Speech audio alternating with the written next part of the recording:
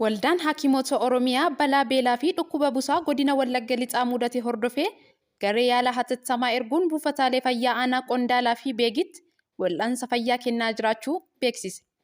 Gareen yaala hatattamaa Waldaa Hakiimota Oromiyaa guyyatti buufata fayyaa tokko keessatti dhukkubsattoota 445 oliif yaalii fayyaa taasisaa jiraachuu ibsee jira. Gareen Waldaa Hakiimota Oromiyaatiin bobbaafame kun kibxata darbeerraa eegalee yeroo lammaffaaf gara godina Wallagga Lixaatti socho'uun naannoowwan weerarri dhibee busaa itti hammaatetti tajaajila yaalaa kennuu irratti argama. Gareen kun dhiyeessii yaalaaf barbaachisu kan dhaabbanni fayyaa addunyaa Itoophiyaa arjoome qabachuun buufata fayyaa Karmii Gunfii, Kobor, Beegii fi Qondaalatti deeggarsa taasisaa jiraachuu waldichi ibsee jira.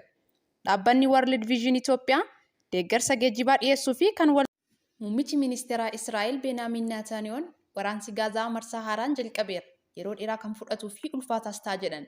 Netanyahuun sanbata xiqqaa galgala kan ergaa uummata biyya isaaniif dabarsaniin kan kana dubbatan yoo ta'u, humni waraana isaanii haleellaa isaa marsaa lammaffaa Hamaas irratti fudhatu karaa lafoo humna galaanarraa fi qilleensarraan jalqabuu isaa ifoomsan.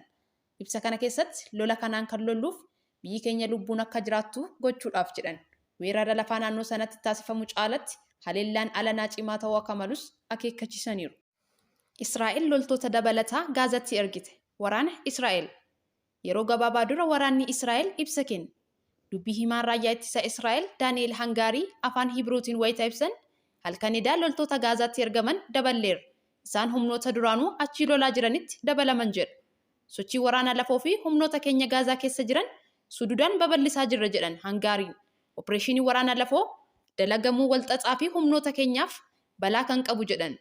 Nageenya humnoota keenyaa eeguuf kaayyoo waraanichaa galmaan ga'uuf waan dandeenyu hundaa humna keenyaan qilleensarraa, galaanarraa fi lafarraan ni hojjanna jedhan.